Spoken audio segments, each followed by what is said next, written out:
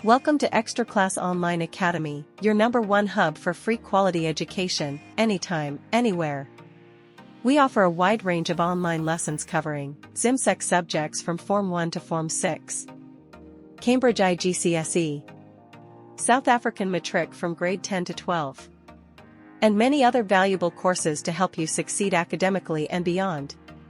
Whether you're preparing for exams, catching up on classwork, or learning something new, we've got you covered, and the best part? It's all absolutely free, no matter where you are, in Zimbabwe, South Africa, or across the world. Education should be accessible to everyone. At Extraclass, we believe in learning without limits. So go ahead, subscribe, explore our lessons, and join thousands of learners already upgrading their knowledge the smart way. Let's grow together. Extraclass Online Academy, learn free. Learn smart. Learn anytime. Welcome to Extraclass. Today we are going to learn about the business functions and the activities of the business. Thank you very much for watching and taking your time.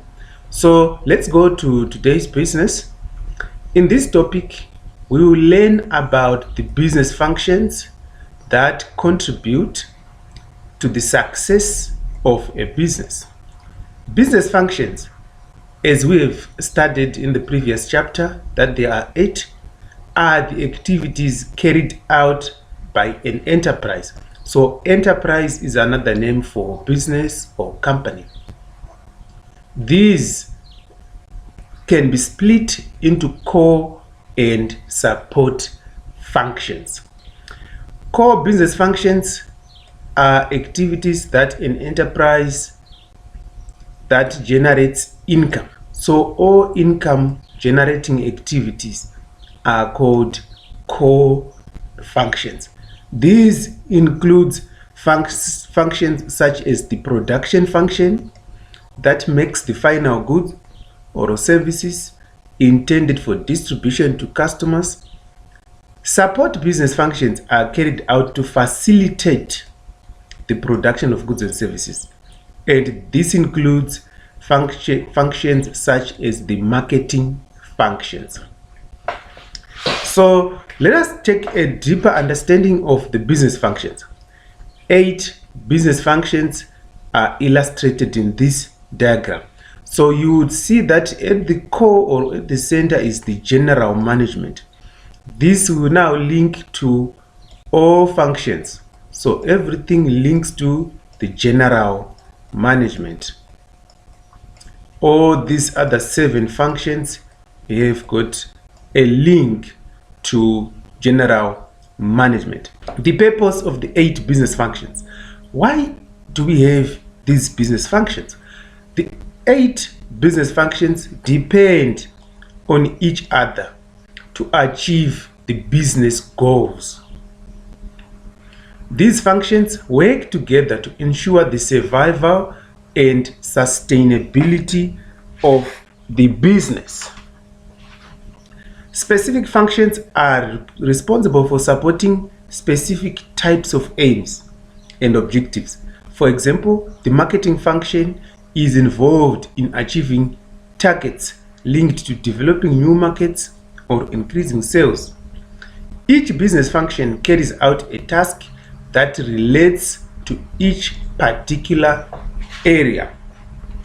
So each function has got its own area where they must perform something. In large businesses, it is usually easier to identify separate business functions because people work together in departments. For example, the marketing department and the finance department. Roles and tasks may change, but this is dependent on the size, type, and stage of growth of the business. The relationship between the business functions. How are these functions related? Since we have established that they all work together for the objectives of the business, now let's look at their relationship. How do they fit together to work, function as a business? The 8 business functions depend on one another, so there is interrelationship One department depends on another department. These functions work together as a team for the business to be successful. Yes, they must all pull in the same direction. That is why they are all connected by the general management. So the general management is much more like the powerhouse that connects and powers all the other functions. The general management is directly linked to all the other 7 business functions. Yes, the financial and admin functions are responsible for gathering, storing, processing information and financial records. Purchasing, production and marketing, these are responsible for the delivery of goods or services. The purchasing function specifically is responsible for buying raw materials, process them into finish, for the production function to process into finished goods. So the production relies on the purchasing department for the supply of the required raw materials. Then the marketing function will promote and sell the products which the production function is produced. The public relations function promotes the business and ensures that there is a good relationship between the business and the public. So this department is ideally responsible for the public engagement.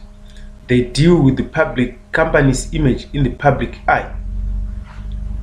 All the skilled staff are sourced and appointed by the human resources function. What is the difference between management and leadership? Apparently, we need managers and leaders to take care of the business functions. Let's now differentiate between these 2 roles because they might seem to be overlapping. Let's take a look.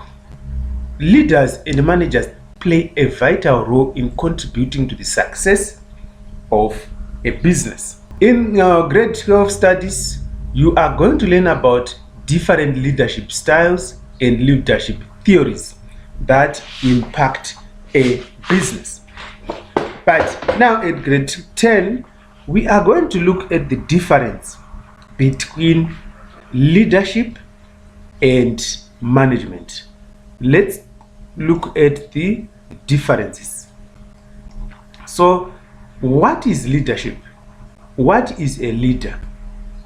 A leader creates a vision and sets the direction.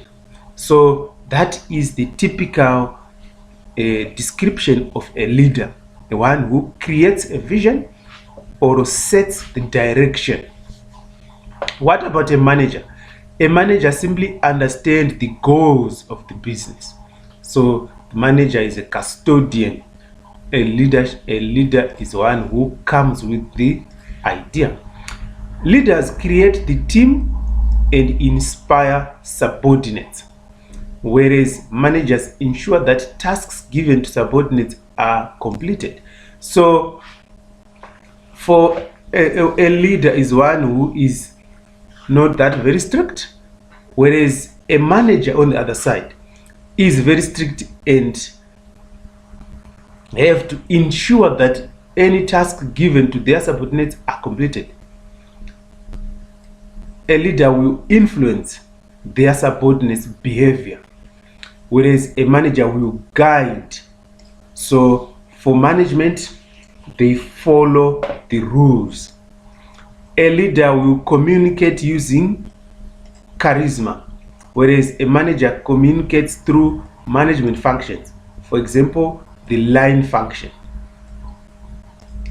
Leaders are born with a natural instinctive leadership skills, whereas a person becomes a manager because he or she is appointed to the position. So leadership in a nutshell comes naturally, whereas management is acquired or is an appointed role. So here is a very simple diagram where we see the difference between a leader and a manager. So a leader will set the vision, as you can see, and is setting the goal and leading from the front. the leader is leading. This is his team, and this is the job they must all accomplish together. Whereas a manager is almost like a boss. So a manager will instruct his subordinates to work. You see, so the manager here is instructing the team to do the job. His role is to make sure that the job is done. The 8 business functions. There are 8 business functions. This you know by now. In grade 10, we will focus on the following 5 functions: general management, admin, financial, purchasing, and public relations. The general management function. The general management sets the overall direction or strategy of the business. So this is the core or the heart of the business, who set the direction or the overall direction or strategy. This function leads, organizes, and controls all other functions. It has 3 different levels, each with its own roles and responsibilities. They are there to ensure that there is coordination among the 7 different functions of the business. Let us now look at the 3 levels of management. The level of management determines a chain of command, the amount of authority, and the status enjoyed by any managerial position. We have the top level management. What is the role of top level management? They oversee the activities of the other functions so that the business can achieve its objectives. And positions found at the top level include the CEO, the Chief Executive Officer, and directors. They primarily develop long-term goals, strategic plans, and business policies. They also determine the vision, mission, objective, and strategy of the business, ensuring that people work together to accomplish certain goals. So this is the top level management. From top level, we come down to the middle level management. These ones are responsible for specific departments within the business.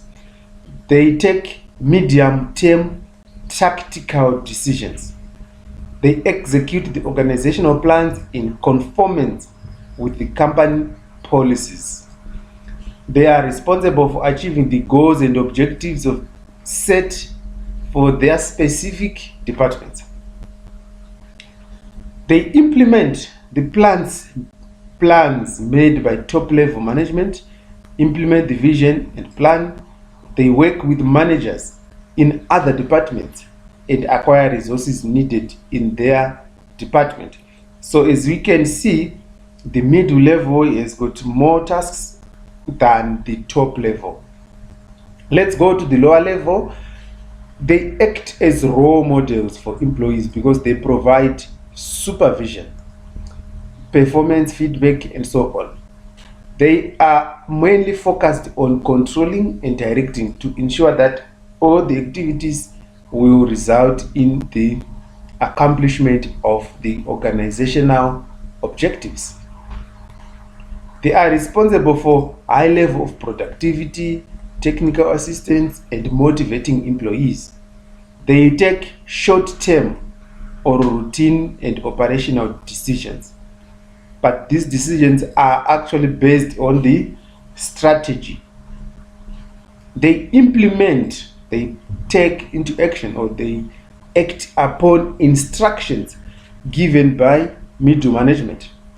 They are called the first management level because it is the first management level to which subordinates can be promoted. Example of levels of management and their decisions in an organization. So at top level management, they make long-term strategic decisions to achieve the long-term goals. For example, the CEOs, the directors, the owner of a sole trader, or partners in a partnership, their responsibility is to manage changes in the business environment. They plan the activities of the business and they give direction, vision, goals, and objectives. That is the role of top-level management. Coming to mid-level management, this level make medium-term tactical decisions. That is to organize all the activities needed to carry out a plan. The example are departmental managers, purchasing manager, production manager, marketing manager, and human resources manager, going on like that. They usually control the people and processes who are below them. It is the link between top management and lower level management. They pass information from top management to lower management, and also reports from lower management to top management. Lower level management. The lower level management makes short-term operational decisions. For example, how to deal with a problem, how to solve a problem, all those short-term operational decisions. This includes the foremen, the supervisors, and the team leaders. So practically they offer feedback and suggestions to middle-level management. They implement the objectives of the middle-level management, motivates and guide their teams. Management tasks. What is this? The management tasks are tools used by an organization to help complete projects more efficiently by organizing and prioritizing related tasks. These tasks addresses a general need to organize, prioritize, and visualize work. Part of being organized include setting priorities for tasks, visualizing the progress of tasks as they pass through stages of completion, compiling analysis or reports to direct future tasks and workflows. So there are basically 5 management tasks, which are planning, organizing, leadership, controlling, and risk management. These tasks should be carried out at different levels of the business and are carried out to ensure that the vision, mission, and the goals of the business are met. Let us look at each of these management tasks. What is planning? Planning evaluates the existing activities and goals. Okay. Then it includes scheduled activities that will lead to achieving the goals. So they take a look at what is currently there, then schedule activities that will lead to achieving the goals. The top management formulate strategic plans. The middle management formulate tactical plans. It includes getting all the information you need for planning. The lower management formulates operational plans. Different plans are considered to achieve set goals. Backup plans are put in place if the chosen plan becomes impossible. So this is what you normally hear people saying, plan B. So yeah, this is what it means. The chosen plan is implemented. Organizing. What is organizing? This task, in fact, bring resources together to achieve the set goals. So the set goals are set at the planning stage. Now they must be achieved. How does that happen? Organizing comes into play. Resources include raw materials, human resources, and financial resources. This is the mechanizing used to execute the plan, or to take the plan into action. It involves breaking the plan into action. The activities are assigned and delegated to specific individuals. Training is included to ensure that the jobs are carried out successfully. The tasks are coordinated to keep the resources moving efficiently towards the set goals. Resources are prioritized to essential areas at any given time. And lastly, organize the jobs within specific functions or departments. So organizing ensures the smooth flow of operations in the business. Otherwise, if there is no organization or organizing function, then everyone becomes just to do what they want to do at any time, which is inefficient. Let's go to the third task: leading, directing, or activating. This involves letting staff know what needs to be done. So this is communication by when it needs to be done. So what must be done and when must it be done?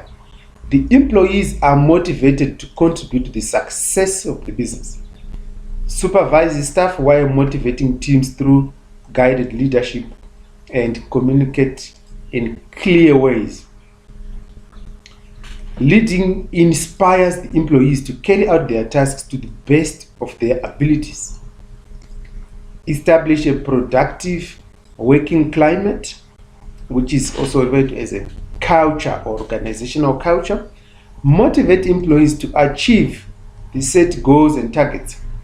Guide employees in the right direction so that the business can achieve its goals. Lastly, motivate workers to use their skills and resources to the best of their ability. Controlling. This establishes performance standards to ensure that those standards are met.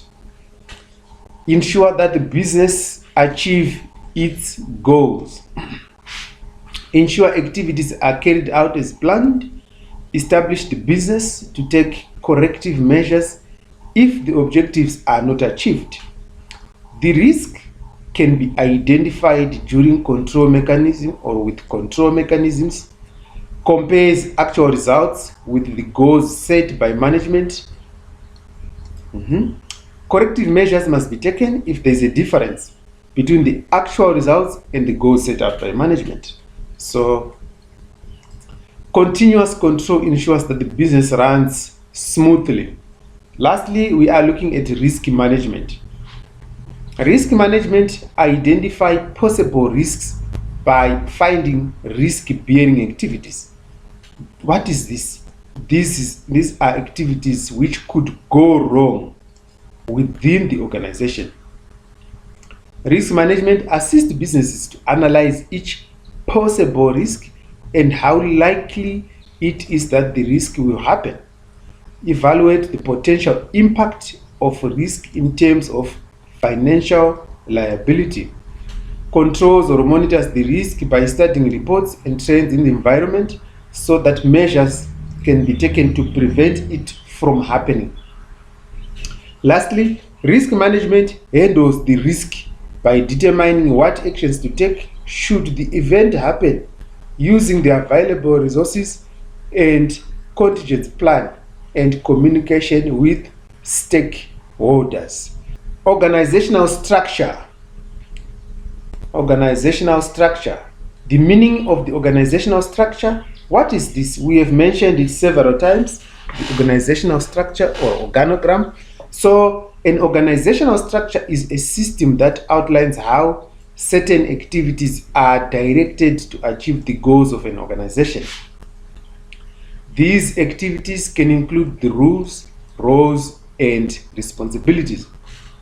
Organizational structure also determines how information flows between levels within the company. Factors that influence the organizational structure include the size of the organization. Is it a small company, sole proprietor? Is it a large corporation? Is it a partnership? Strategy.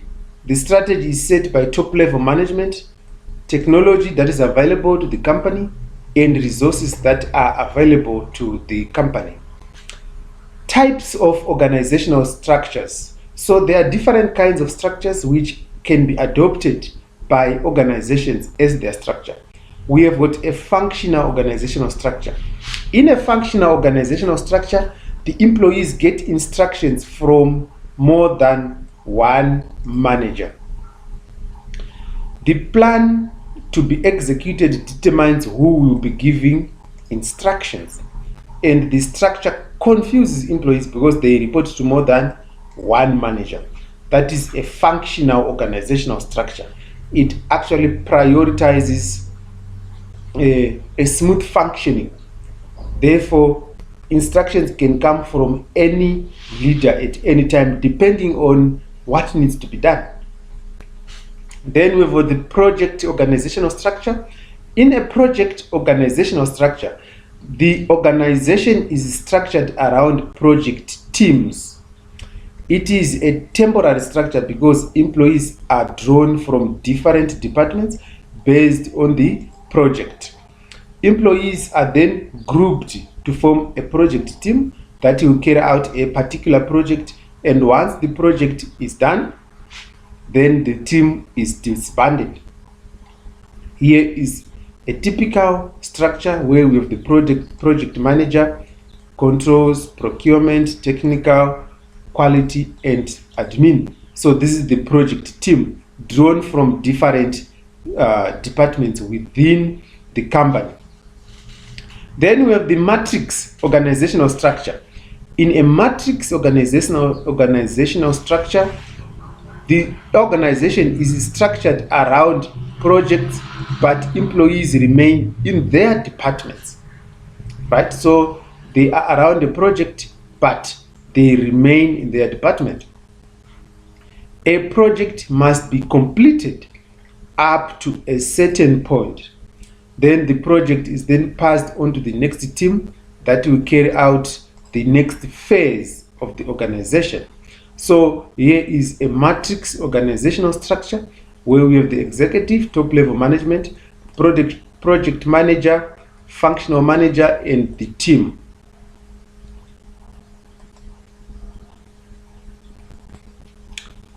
Information handling. Information is collected from both outside and inside the business. Correct and reliable information should be available so that the management can make meaningful decisions and to run the business successfully. Office practice. Office practice refers to how the administrative staff should handle their duties. It covers matters such as the dress code, proper filling documents, telephone etiquette, internet usage by staff, and many other aspects. Collection of information. Information is collected from both the inside and outside of the business. Correct and reliable information should be available for meaningful decision making and to run the business successfully. Any other relevant answer related to the collection of information of an activity. Information collection. It is the use of electronic equipment to assist various administrative tasks. Technology is used to communicate and handle information and referred to as ICT, which is information and communication technology. The administration function. What is the meaning of administration function? The administration function is responsible for collecting, processing, and distributing information that is used for decision making by management. It stores or records information by using recent technology and performs general office work such as filling and storing the information. Activities of the administration function. So management of information is one of the activity of the admin function. The administrative staff need to handle information correctly to avoid making the incorrect decisions based on incorrect information.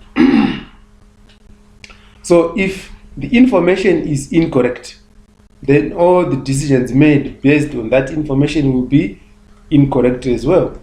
So this is very expensive for the business. The administration function is responsible for dealing with the following type of information: accounting records, which can be used to draw up financial statements, keeping all business transactions up to date, cost accounting, to determine whether a product can be sold at a competitive price while considering the manufacturing or production cost and the related markup or profit. Okay, so they have to do a cost analysis. Budget. This is a plan of estimated expenses and incomes for a specific period. Collecting and classifying numerical data and statistics. So they collect, they classify data, and then the statistics related to that data. Information handling. So information is collected from both inside and outside the business. This is how a business can get information from sources within the business and from sources outside the business. The information collected should be correct and reliable so that the information is available for meaningful decision making and to run the business successfully. Office practice by the administration staff. Office practice refers to how the administrative staff should handle their duties. It covers matters such as the dress code. Yes, dress code is very important. Proper filling of documents, telephone etiquette, internet usage by staff, and so on. So on dress code, you usually see some companies offer uniforms. That is to address the dress code. Information collection. We have established that the administrative function is responsible for collecting information. How do they collect information? The information is collected from both outside and inside the business. From outside, maybe from customers, from stakeholders, government departments, trade unions, their lawyers and advisors, etc. From inside the business, this is where the business records are very useful. Correct and reliable information should be available for meaningful decision making and to run the business successfully. Any other relevant answer related to collection of information as an activity of the administration function could be applied by FED. Information technology or IT. So IT is the use of electronic equipment to assist with various administrative tasks. Technology is used to communicate and handle information, and it is referred to as the information and communication technology. What is the differences between data and information? Yes, we have stated that they collected data, and you also hear the information should be correct. So what is the difference between data and information? And by data, we are not referring to the internet data. No, we refer to the raw or unprocessed facts found in graphs and tables. Data can be collected from other business functions within the business, and data needs to be processed before it can be used as information. Data can be processed manually or by using technology such as computers. So that is data in business that we are referring to. And information, it refers to processed data that provides information to managers in order to make decisions. Information can be stored manually in files or computers and so on. It is important to have a backup of all information that is stored on computers or other electronic devices in case they are damaged. Most businesses use electronic devices such as memory sticks, external hard drives, and CDs to store information. So when we talk of data and information, data refers, for example, an invoice, just one invoice. It is data. It contains information such as the customer name, the amount owed by the customer, activities rendered, the profit markup, and all the information relating to that customer. Right? So if we take 100 invoices, now we'll be able to process them and come up with the financial information on sales. You see, so once we process our invoices, we will get information about the sales, about the type of products, about many aspects. That is the difference between data and information. The financial function. Meaning of the financial function: the financial function involves the acquiring and utilization of funds necessary for efficient operations. Businesses need a regular stream of income to pay their expenses. The financial function is responsible for planning and managing all the funds and assets of the business. What is the purpose of the financial function? First, determines how much capital the business needs. So how much is needed to run the business is capital. Establishes the resources for acquiring the capital. Yes, they look at all the various means of capital acquisition, decides how to invest or allocate capital funds in the business. If there is any surplus funds, they decide on how to allocate it. It ensures that the business can generate enough income to cover the cost of raising capital. And lastly, they prepare financial statements to present to the bank or investors to convince them that the business is financially healthy. Reasons why businesses may need finance: money for starting up a business or capital. So the business can borrow the money in order to start operations. The money to cover running costs of a business while waiting for outstanding payments. Money to replace machinery, equipment, and computers. Money for expansion or to grow the business. Let us look at some available sources of finance. Number one is bank loan. This is money borrowed from the bank, which will be repaid at agreed upon time frame. Bank loans are usually used for long-term finance.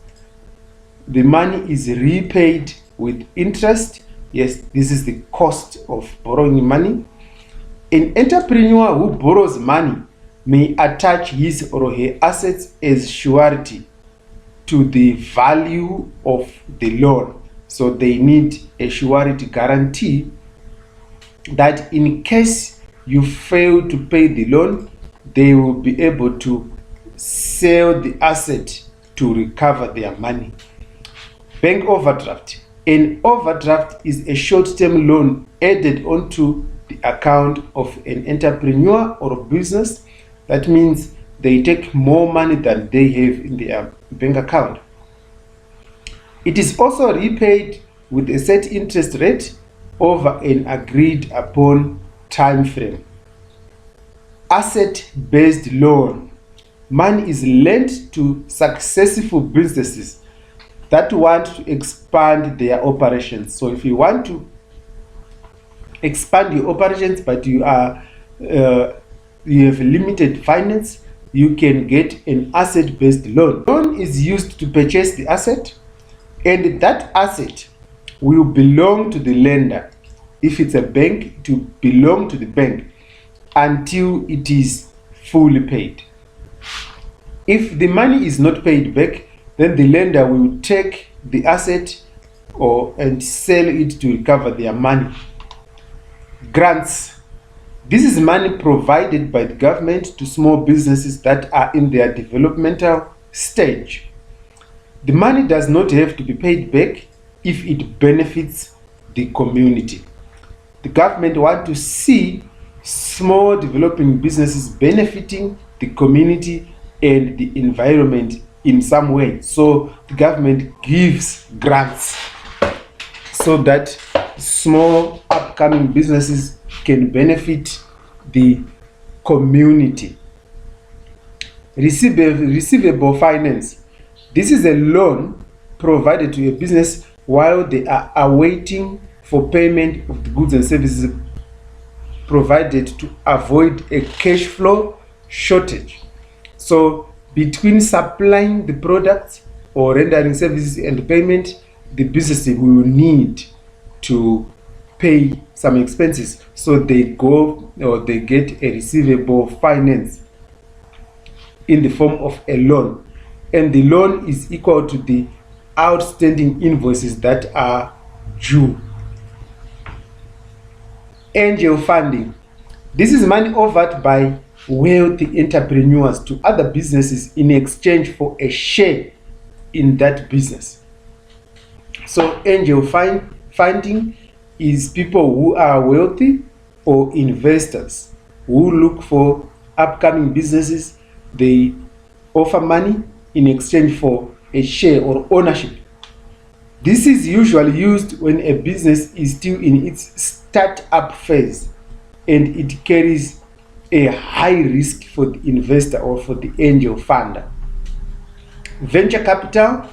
This is money offered by individuals or organizations to start up or expand a business.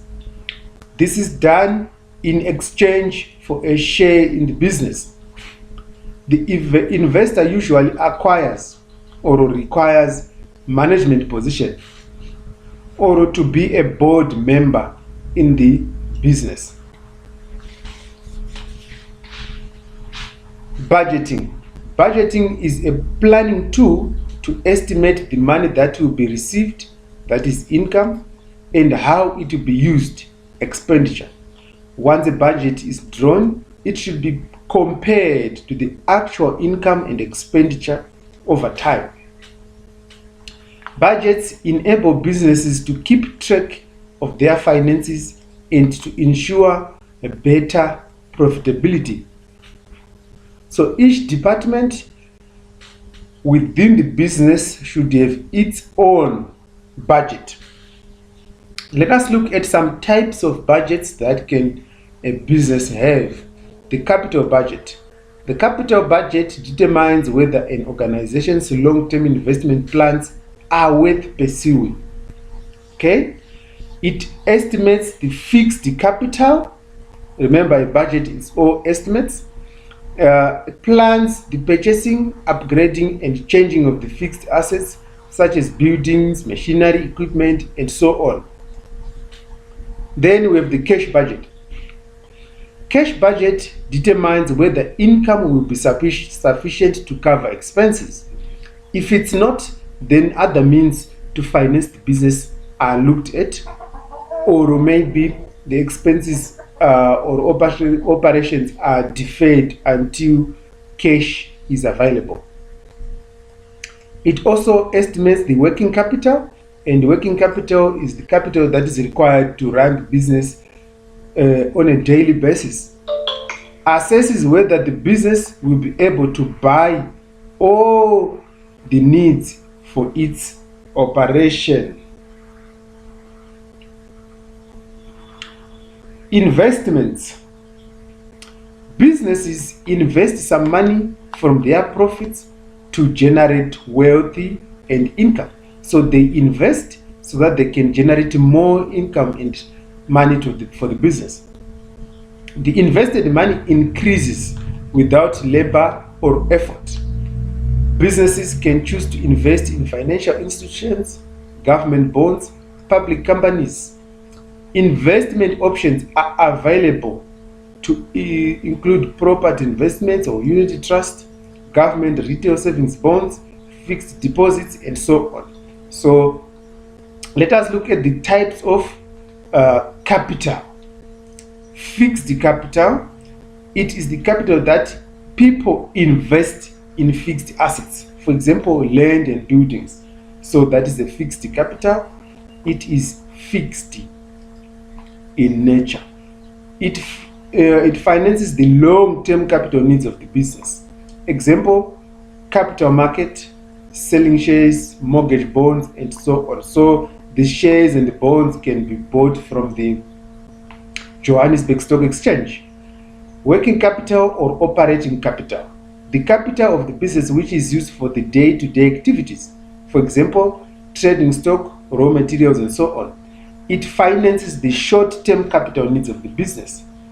Example, the money market, credit supplied by suppliers, short-term loans, and so on.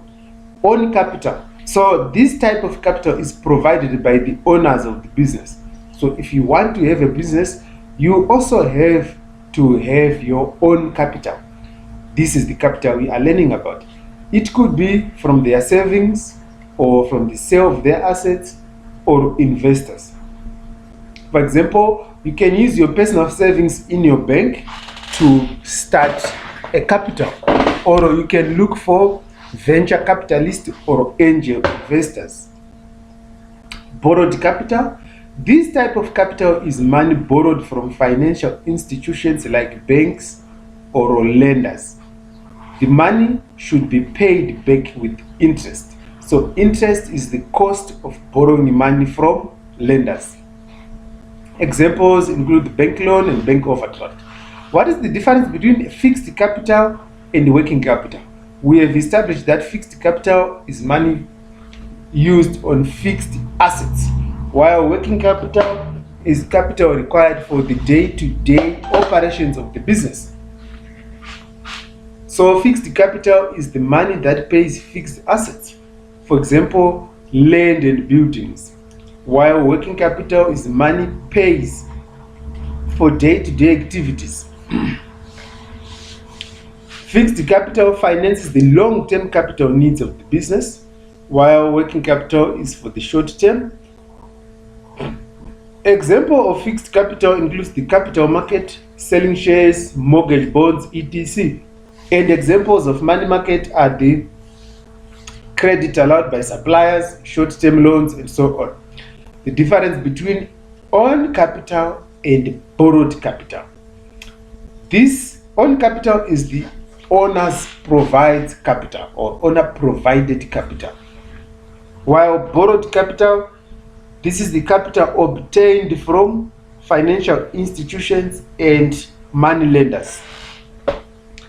Own capital is permanent capital as the company is not under obligation to repay the amount, while borrowed capital is temporary and it needs to be repaid after a fixed period. Own capital is not a liability to the business, while borrowed capital is a liability. The business is required or is liable for the repayment of borrowed capital.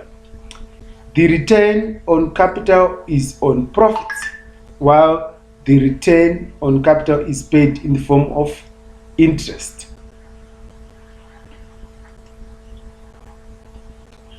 Purchasing function. The meaning of the purchasing function.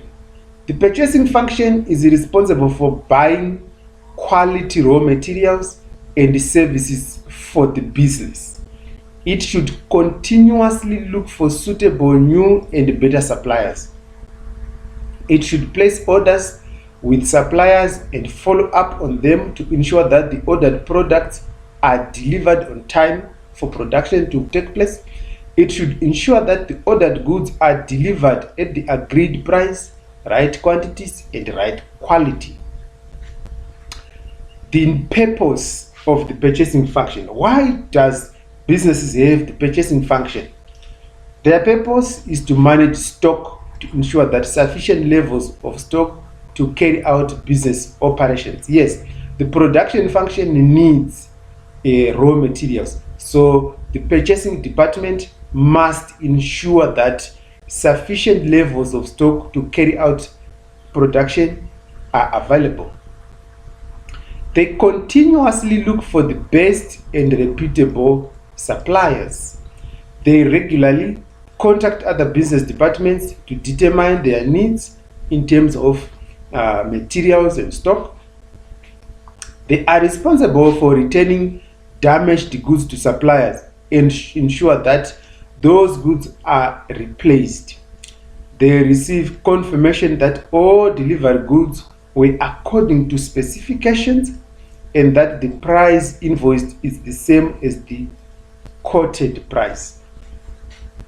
They also negotiate the best possible terms for payment with suppliers. So here are some activities of the purchasing function. The purchaser should have expert knowledge of the products they need to buy and about the market which they operate in. The purchasing manager should find out the needs of other departments. They look for suitable, new and better suppliers. They ensure that there is enough stock available for continuous production and sales. Make follow-up on orders. They ensure that the ordered products are delivered on time. They keep the correct stock levels, and also they record the cost price and selling price of the stock. How is purchasing done? The procedure. The following purchasing procedure should be followed, but it depends on the business. But in general, the purchasing department must determine the need for the product. In other words, other departments will send what is known as a requisition. They liaise with the financial department to establish the budget for the purchasing goods and services. They determine the product, material, resources that the business needs. Then they have to find the right quantity and quality of goods and services at the right price and time. Then they determine the price of the product. Find the best price by obtaining quotes or tenders or making inquiries. So they run around to look for suppliers, then they request for quotations. They choose a suitable supplier. After going through several quotations or tenders, then they have to choose a suitable supplier. The purchasing department should choose a reliable supplier or suppliers for its raw materials or products. They evaluate the criteria based on the quality of raw materials or prices delivered. The purchasing department should conduct thorough investigations about their potential suppliers, their reputation and reliability. After that, they place an order. Then they collect or receive the order, pay the supplier, distribute the stock within the company to wherever which department needs them. Then the order is complete. Here is a diagram or representation of how the supplying division work. There is an input which is in the form of a requisition from several departments. Then they have to carry out an activity, find a supplier, place an order. Why is stock control important? Stock control ensures that the businesses determine the amount or the value of stock. Businesses can check the cost and the selling price of products, ensures that there is enough stock to meet normal demand for customers. For instance, if a business is supplying some products that are used for the Black Friday, November, or for the Christmas holiday, they need to ensure that there is enough stock to meet the demand. They keep the correct levels of stock on hand to avoid stock out. They record the cost price and the selling price of the stock to determine profitability. They identify theft in the business. So this is very important, to identify theft. when the physical stock count is compared with electronic stock control systems. So any differences which are unexplained will need or will mean that some stock has been misplaced. Right, so we have established that the purchasing department deals with buying or purchasing. There are two ways in which they can buy. It can either be cash or credit. So let us look at the difference between cash and credit payment systems. Cash payment. Cash payment refers to all payments made by cash or check for purchases immediately. Then credit payments, these are deferred payments. They are payments made on a future date. Cash payment have an immediate effect on the cash flow of the business. That means cash is paid. Cash goes out of the business. Credit payments result in creation of assets, which is called a receivable or liabilities for the business, which is a payable. Cash payments can qualify for cash discount, while the credit payer can pay more for goods because of interest added onto credit payments for late payments. Now, we have the National Credit Act. What is this? Let us look at the National Credit Act and how does it fit into the credit or cash payment system. The National Credit Act was introduced to provide both credit providers and credit applicants with a clear guideline regarding their rights and responsibilities. This act applies to all businesses that sell on credit. What is the purpose of the National Credit Act? It promotes the development of a credit market that is accessible to all South African citizens. It encourages responsible buying. It avoids over-indebtedness and fulfillment of credit providers and consumers. Addresses and corrects imbalances in negotiating, discourages reckless credit granting by credit providers, and educates consumers on making the right choice when applying for credit. Gives guidelines within which the different kinds of credit transactions must take place.